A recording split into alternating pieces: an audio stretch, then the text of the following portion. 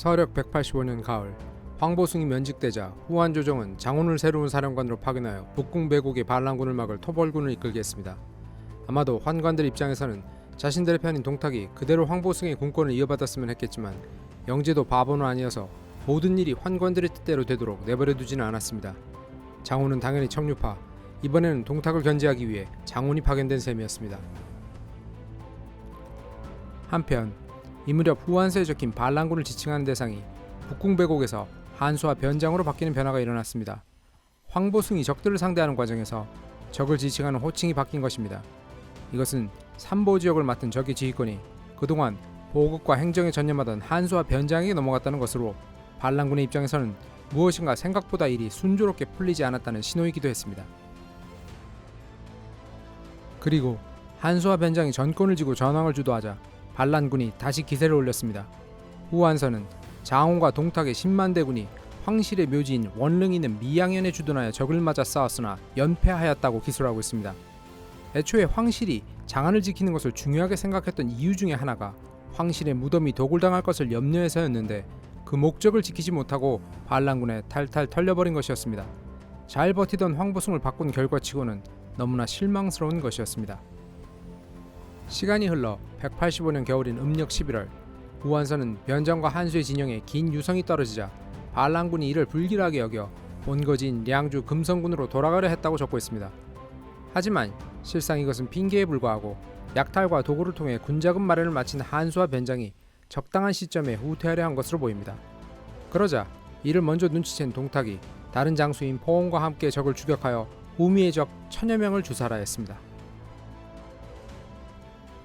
크게 고문된 장훈은 또 다른 부장인 주신에게 3만의 별동대를 맡겨 금성군 유중현까지 추격하였고 따라잡힌 한수와 변장의 군대는 성에 들어가 농성을 하기 시작했습니다. 이때 손견이 주신의 부장으로 현장에 함께 있었는데 그는 적의 농성은 계략이니 성 밖 어딘가에 보급을 하며 숨어있을 적 본대부터 각계격파해야 한다고 주장했습니다. 즉 성을 직접 포위하는 척하며 자신이 1만 기동대로 성 밖 보급로를 알아내어 본군을 발견하면 주신이 보급을 담당하는 성 밖 적의 본대를 섬멸할 수 있을 것이란 작전이었습니다. 이렇게 되면 성 안의 미끼 부대는 결국 굶어 쓰러질 것이고 한수와 변장의 량주 반란 자체를 완전히 끝낼 수 있다는 계책이었습니다. 그러나 주신은 부장인 손견의 계책을 수용하지 않았습니다. 그 이유는 명확하지 않습니다. 단순히 손견을 신뢰하지 않아서일 수도 있지만 그것보다는 주신 자신이 량주 출신이라는 데에 그 원인이 있었던 것 같습니다. 즉 자기 고향에서 싸우는 것이니 자신감이 넘쳤던 것이죠. 반면 손견은 중원 반대편인 양주 사람, 타지인이 조심스러운 전략을 소심하다며 무시했을 가능성이 큽니다. 손견의 불안감은 현실이 되었습니다. 실제로 한수와 변장은 유중성에 들어가 있지 않았던 것입니다. 그들은 손견의 예상대로 성 안에 있는 부대는 미끼로 남겨둔 채 성 밖에 본대를 주둔시키며 기회를 노리고 있었습니다. 마침내 주신이 그들의 덫에 걸려들어 성을 포위하게 되고 관군의 보급선이 불안해지자 한수와 변장은 규원협에 대기하던 병력을 이동시켜 역으로 관군의 보급을 차단해버렸습니다. 이렇게 되면 성 안의 소수 반란군도 굶겠지만 성을 포위하고 있던 관군 본진 역시 굶주리게 되는 살을 내어주고 뼈를 취하는 전략이었습니다. 결과적으로 관군은 한수와 변장이 짜놓은 이중 포위망에 갇힌 형국이 되었고 겁에 질린 주신은 가지고 있던 물자는 모두 포기하고 병력만 추스려 필사적으로 포위망을 돌파하여 후퇴할 수 있었습니다. 초기의 기세를 이어가지 못한 어이없는 패배였습니다. 한편 총사령관 장훈은 다른 부장들을 시켜 3만의 병력으로 설령 강족을 토벌하게 하였는데 이는 반란군이 배후에서 이민족의 도움을 받는 것을 차단하기 위한 각계격파 작전이었습니다. 하지만 관군은 거의 괴멸에 가까운 패배를 당한 것으로 보였는데 이때 동탁 또한 망원년에서 적에게 포위되어 고사될 위기에 처한 상황이었습니다. 동탁은 이 위기의 순간에 기지를 발휘하여 후퇴로를 막고 있는 하천에 병사들을 보내 물고기를 잡으며 식량을 구하는 척하며 제방을 쌓게 하였습니다. 적은 이를 배고픈 동탁군이 식량을 구하는 것으로 볼 뿐 후퇴를 위한 준비 작업으로 여기지는 않았습니다. 그러다 동탁의 군대가 갑자기 하천을 건너 후퇴하자 강족은 추격을 시작했는데 먼저 도강한 동탁군이 둑을 터뜨려 적을 막아내니 동탁의 병사들은 몰살을 피하고 온전히 후퇴할 수 있었습니다. 량주 정벌을 떠난 6개군 중 오군의 괴멸적인 패배 속에 홀로 빛난 동탁의 작은 공적으로 인해 그는 운 좋게도 패장임에도 태양 후에 봉해지고 1천 후에 시급을 받게 됩니다. 관군의 토벌 실패로 인해 전세는 소강 상태로 접어들게 됩니다. 그런데 이렇게 적을 토벌하는 데 실패한 장원은 황보순과는 달리 해임되지 않고 그 자리를 지키게 됩니다. 그리고 시간은 더 흘러 다음 해인 186년 봄이 되자 조정은 당시 벼슬이 거기 장군이었던 장원을 해임하기는커녕 오히려 군사를 담당하는 최고 벼슬인 태위에 임명하는 파격적인 승차를 단행합니다. 그렇다면 장원은 황보순과는 달리 환관들의 편인 탕류가 되었기에 해임되지 않았던 것일까요? 그렇지는 않습니다. 전날 황건적인 난이 일어날 것이라고 상소를 올려 환관들의 눈밖에 난 적이 있었던 유도는 장원이 고전하던 시기 다시 상소를 올려 그가 아주 용맹한 장수이나 후방의 지원 없이 외롭게 싸우고 있기에 그마저 패전한다면 낙양이 위험해질 것이라고 경고한 바 있습니다. 즉 그는 환관들이 군물자를 착복해 보급에 문제가 있어 전방이 고립된 상태라고 경계하고 있었던 것입니다. 그리고 이 상소로 인해 유도는 체포, 감금되고 고문 끝에 사망하게 됩니다. 다시 말해 황보순과 장원 모두 환관들의 농간으로 후방의 지원 없이 외롭게 싸우고 있었으나 초반에 억울하게 해임당한 황보순 때에는 환관들의 손을 들어주었던 영제가 장원의 경우에는 해임을 막아주고 오히려 그를 재상으로 만들기까지 했다는 것을 짐작할 수 있습니다. 즉 영제는 황건적인 난으로 명성이 높아진 황보숭이 량주 반란을 적당히 막아주고는 있었지만 그를 경계하여 해임하고 덜 위협적인 장원으로 교체하고 승진시키면서 반란 토벌은 물론 환관 권력이 지나치게 커지는 것도 막는 정치적 게임을 하고 있었던 것입니다. 이렇게 나라가 급박한 와중에도 군주가 정치 게임이나 하고 있는 것은 막장 국가의 전형적인 특징입니다. 아무튼 원칙상 퇴위가 된 장원은 수도인 낙양 권역에 머물러야 했으나 량주 상황의 위중함을 고려하여 전장에서 가장 가까운 장안에 머무르기로 결정하였습니다.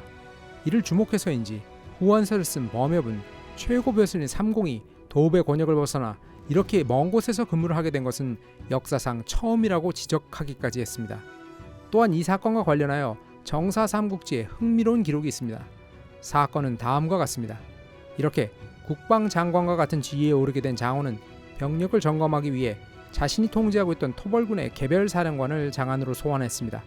그런데 당시 자신의 군을 이끌고 부풍에 주둔하고 있던 동탁은 이 소환을 받고도 한참이 지나서야 장안에 보고를 하러 왔습니다. 이때 장원은 정벌군을 이끌던 과정에서 손견이 보여준 탁월한 판단력을 높이 사서 그를 조정에 청해 자신의 부관으로 삼아 곁에 두고 있었습니다.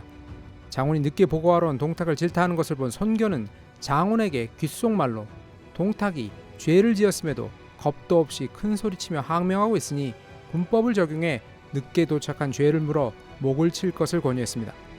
손견은 동탁에게 역심이 있음을 간파했던 것입니다. 하지만 장원은 량주 일대에서 맹위를 떨치던 동탁이 없다면 반란군 토벌이 힘들어질 것을 들어 이를 거절했습니다. 이는 아마도 장원은 정벌군이 괴멸적인 패배를 면한 상황에서 명장으로 부각된 동탁을 처벌하는 것에 부담을 느꼈기 때문일 것입니다.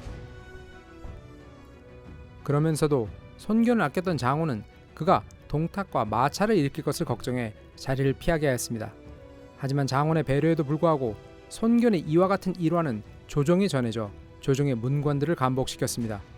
원칙주의자이며 명석한 손견을 칭찬하는 사람들이 줄을 이어 손견은 황제의 고문비서에 해당하는 의랑에 제수되었지만 이 사건이 공론화되었다는 것은 이제 손견이 동탁과 공식적으로 척을 지게 되었다는 것을 의미하는, 즉 손견 개인적으로는 훗날 중앙정계와 멀어지게 되는 결정적 사건이었습니다. 어쨌든 후한조정은 재상이 된 장원을 계속 변경해 둘 수 없었기에 결국 그의 겨울 그를 낙양으로 불러들였고 대체하고 있던 관군이 사라지자 반란군 내부에서 균열이 일어나기 시작했습니다. 초기에 북궁배국의 협박으로 반란군에 합류했던 한수와 변장이 쿠데타를 일으켜 북궁배국과 이문후를 살해하기에 이르렀던 것입니다. 이것은 이미 삼보지역의 싸움에서 보았듯 북궁배국 등의 군사적 무능과 한수와 변장 등의 출중함이 엇갈리며 한수 등으로 하여금 차라리 우리가 해보자라는 생각을 품도록 하였음을 짐작해 합니다. 다만 앞으로도 계속 지켜보면 알 수 있는 사실이지만 한수라는 인물 자체가 앞에 나서는 것을 극도로 꺼려하는 스타일이라 이번에도 한양군에서 독재적으로 반란을 일으킨 왕국이라는 자를 바지사장으로 내세워 자신을 중심으로 반란군을 새롭게 조직했습니다. 이 무렵 한수의 세력이 북궁배국의 병력을 흡수하고 10만 대병으로 불어나 농서군을 점령하는 형국이 되자 태수 이상여라는 자가 량주 자사를 살해하고 한수에게 동참했습니다. 이제 량주의 자사까지 살해되었다는 것은 량주가 완전히 후한 조정의 통제권에서 벗어났다는 것을 의미했습니다. 그리고 이때 이상여를 따라 량주 자사 살해에 동참하고 한수의 편에 서게 된 한 남자가 있었습니다. 그는 량주 자사의 측근으로 부장이었으며 훗날 유비의 대장군 중 한 명이 되는 마초의 아버지인 마등이었습니다. 이렇게 새로운 피를 수혈한 반란군은 이후 약 1년여간 전열을 정비하며 기회를 엿보다가 서력 188년 기세충천하여 진창현을 습격하였습니다. 그리고 이 사건은 량주에서 부활한 동탁과 이곳에서 불명의 좌천을 당해 부활의 기회를 엿보고 있던 황보숭이 다시 한번 크게 충돌하는 계기가 됩니다.